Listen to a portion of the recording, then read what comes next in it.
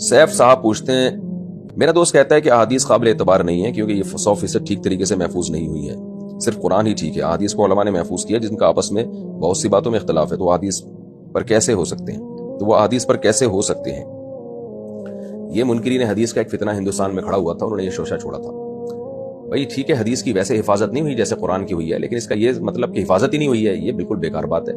بہترین طریقے سے حدیث کی حفاظت ہوئی ہے، اسماء الرجال کا پورا علم ہے، اتنی حفاظت کسی دنیا میں علم کی نہیں ہوئی ہے، کسی کی باتوں کی نہیں ہوئی ہے جس طرح محمد صلی اللہ علیہ وسلم کے اقوال کی حفاظت ہوئی ہے۔ ایک ایک حدیث کی سند چلتی ہے، راویوں کی بحث ہوتی ہے، اور کیا چاہیے ان کم وقتوں کو۔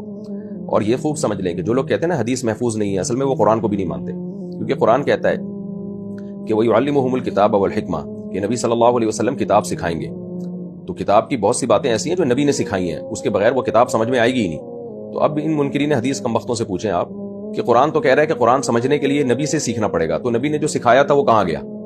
اگر یہ محفوظ نہیں ہے تو پھر آپ بتاؤ وہ کہاں ہے؟ اگر آپ کہتے ہیں وہ سارا ضائع ہوگا، اس کا مطلب تو قرآن بھی اب سمجھ میں آ ہی نہیں سکتا، پھر تو قرآن بھی حجت نہیں رہے گا ہمارے لیے۔ تو یہ فضول قسم کی باتیں کرتے ہیں، ان لوگوں سے نہ ملیں آپ، یہ وسوسے پیدا کریں گے اور کچھ بھی نہیں۔